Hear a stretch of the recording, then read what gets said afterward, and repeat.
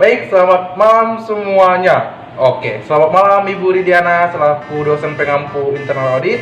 Selamat malam semuanya, selamat malam teman-teman, dan selamat malam untuk semua yang mau menonton video ini. Nah, di video kali ini saya dan rekan kelompok saya, kelompok 3, akan membahas materi bab 6 internal audit tentang pekerjaan lapangan 1. Oke, di video kami sebelumnya kami sudah membahas tentang penentuan risiko. Itu ada di bab 3. Nah, apa saja yang harus dikaji di pekerjaan lapangan 1 ini? Simak videonya sampai habis.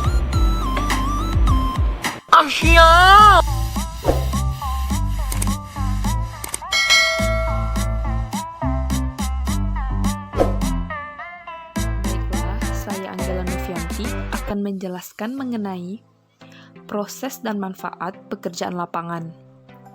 Field work atau pekerjaan lapangan adalah suatu proses yang dilakukan secara sistematis dalam mengumpulkan bukti audit yang objektif mengenai operasi atau kegiatan yang diaudit, kemudian mengevaluasinya untuk memastikan bahwa operasi atau kegiatan tersebut sesuai dengan standar atau kinerja yang dapat diterima dan dapat mencapai tujuan yang telah ditetapkan, serta menyediakan informasi yang berguna bagi pengambilan keputusan oleh manajemen. Istilah proses yang sistematis itu sendiri mengimplementasikan langkah-langkah audit yang dirancang untuk memenuhi tujuan-tujuan audit. Istilah tersebut juga memiliki makna bahwa auditor internal akan menerapkan persyaratan profesional dalam melakukan audit, serta menerapkan penelaahan yang tepat saat mengumpulkan, menyusun, mencatat, dan mengevaluasi bahan bukti audit. Kemudian, manfaat pekerjaan lapangan adalah untuk membantu pemberian keyakinan dengan melaksanakan prosedur-prosedur audit yang ada di program audit, sesuai tujuan audit yang ingin dicapai, atau dengan bahasa sederhana, pengumpulan bahan bukti untuk pengukuran dan evaluasi. Tujuan audit tidak sama dengan tujuan operasi, tetapi tujuan audit terkait dengan tujuan operasional. Kemudian, pembuatan strategi untuk melakukan pekerjaan lapangan. Persiapan pekerjaan membutuhkan perhatian dan perencanaan yang sama seperti saat persiapan audit keseluruhan. Pekerjaan lapangan dilakukan setelah survei pendahuluan diselesaikan dan program audit disiapkan. Seluruh bukti audit yang diperoleh selama pekerjaan lapangan didokumentasikan dalam kertas kerja audit. Bagian-bagian dari rencana strategi akan mencakup yang pertama, kebutuhan dan persyaratan pegawai. Hal tersebut untuk menentukan jumlah dan kualifikasi pegawai yang akan melaksanakan audit. Yang kedua, kebutuhan sumber daya luar. Hal tersebut dimaksudkan jika pegawai intern tidak ada yang memiliki keahlian spesifik dalam hal tertentu, maka kita membutuhkan sumber daya luar untuk melakukan hal tersebut. Yang ketiga, pengelolaan staf audit. Pengelolaan staf audit tergantung dari kompleksitas pekerjaan dan kebutuhan rentang atas kontrol. Yang keempat, wewenang dan tanggung jawab. Hal tersebut terkait dengan struktur perintah dalam tim audit.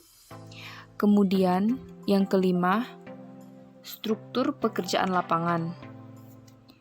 Di sini, program audit dirancang secara berurutan. Rangkaian aktivitas terkait satu sama lain dalam menjamin alur pekerjaan. Yang keenam, Waktu pelaksanaan pekerjaan lapangan, penentuan waktu kerja lapangan, dan estimasinya harus mempertimbangkan aspek administrasi. Kemudian yang ketujuh, model pekerjaan lapangan. Dalam hal ini, menggunakan metode umum yang sering digunakan antara lain yang pertama, observasi, kemudian konfirmasi, verifikasi, investigasi, analisis, dan evaluasi. Kemudian yang kedelapan, metode pendokumentasian. Di sini menggunakan akumulasi bukti dan persiapan kertas kerja. Yang kesembilan, penyiapan laporan. Rancangan laporan audit biasanya ditentukan pada awal proses audit.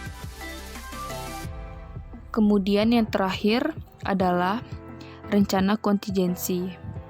Dalam hal ini, kemungkinan sangat sedikit kegiatan yang dilanjutkan seperti yang direncanakan. Maka dari itu, kita memerlukan adanya rencana kontingensi. Baiklah, penjelasan berikutnya akan dijelaskan oleh rekan saya. Perkenalkan, nama saya Agnes Novanita. Saya akan membahas bagian tim audit dengan pengarahan mandiri dan audit berhenti kemudian lanjut. Tim audit dengan pengarahan mandiri. Tim dengan pengarahan mandiri terpisah dari bentuk manajemen tradisional yang gemuk. Manajemen tradisional yang gemuk terdiri dari anggota, direktur, wakil direktur, asisten direktur, supervisor, manajemen, dan karyawan. Tim tersebut merupakan sebuah unit operasional yang seringkali terdiri dari ahli-ahli dalam berbagai bidang audit. Tim ini memiliki kepemimpinan dalam rotasi atau dasar-dasar lainnya. Dengan adanya tim ini, maka diharapkan ada evaluasi terhadap kualitas audit internal, serta adanya resolusi mengenai tujuan dasar organisasi, independensi, pekerjaan audit yang tidak bagus, dan pengambilan keputusan yang tidak tepat. Audit berhenti kemudian lanjut. Salah satu strategi yang digunakan untuk meningkatkan kuantitas audit adalah dengan menggunakan teknik audit berhenti kemudian lanjut. Teknik audit berhenti kemudian lanjut membantu menghilangkan audit dengan pengembalian yang rendah melewati proses penyaringan awal. Konsep dasar di balik pendekatan berhenti kemudian lanjut adalah untuk memberdayakan auditor lapangan untuk menghentikan audit selama survei pendahuluan atau pada waktu-waktu lainnya, jika tidak ada indikasi adanya risiko-risiko yang substansial atau tidak ada temuan-temuan penyimpangan potensial.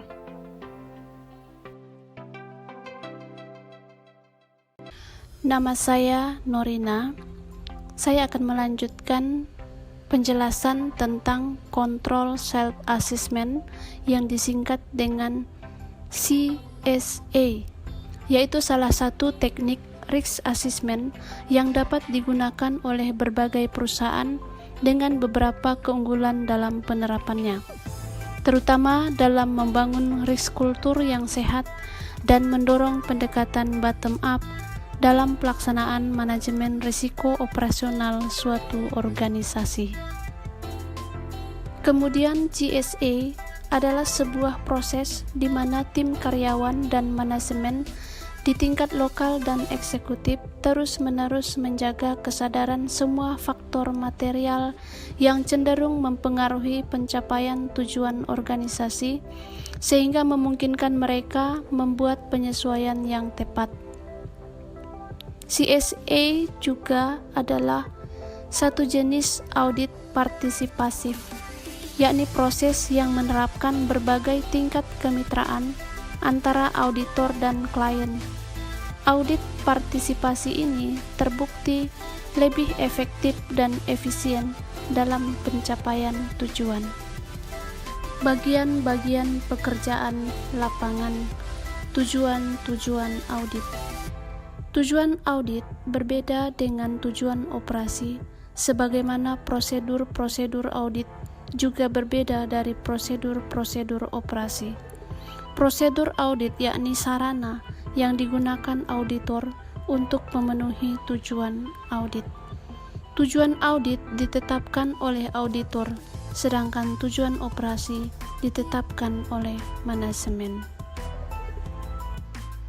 Baiklah, di sini saya akan melanjutkan pembahasannya ini dengan audit smart. Konsep audit smart dikembangkan oleh operasi audit para Carolina Power and Light, salah satu perusahaan pabrik di Amerika Serikat. SMART adalah singkatan dari Selective Monitoring and Assessment of Risk and Trend, atau pengawasan dan penentuan selektif atas risiko dan tren. Metode ini merupakan gabungan penentuan risiko dan audit analitis agar mencerminkan efektivitas sistem kontrol internal dan memungkinkan auditor untuk dengan segera mengidentifikasi masalah potensial, tren yang tidak menguntungkan, dan fluktuasi yang tidak normal. Elemen dasar dari proses audit terdiri atas 4 tahap. Yang pertama, pemilihan bidang kunci untuk pengawasan dan penentuan. Kedua, pengembangan indikator kunci untuk pengawasan dan penentuan. Ketiga, implementasi. Keempat, pemeliharaan teknik audit SMART. Pemilihan bidang kunci untuk pengawasan atau penentuan didasarkan pada kriteria. Pertama, risiko yang dihadapi organisasi, lingkungan kontrol lemah, perubahan inisiatif baru, bidang masalah yang diketahui, kemampuan menggunakan teknik audit berbantuan komputer secara efektif. Sedangkan karakteristiknya antara lain makna, tepat waktu, sensitivitas, keandalan, dapat diukur, dan praktis. Alat dan teknik yang digunakan adalah yang sering diterapkan dalam audit analitis seperti pengamatan periodik, analisis statistik, analisis regresi, dan lain-lain. Prosedur yang mungkin dilakukan adalah menggunakan jumlah moneter, kuantitas, rasio, atau persentase. Metode pengukuran dan frekuensi bervariasi tergantung pada bidang fungsional dari tujuan audit SMART dan risiko yang terlibat. Pemeliharaan teknik audit SMART mencakup elemen. Yang pertama, penugasan aktivitas audit SMART ke masing-masing anggota tim. Kedua, mengupayakan pendokumentasian yang layak dan penyampaian tersentralisasi. Ketiga, evaluasi periodik atas aktivitas audit. Keempat, pertimbangan penggunaannya selama proses perencanaan audit tahunan.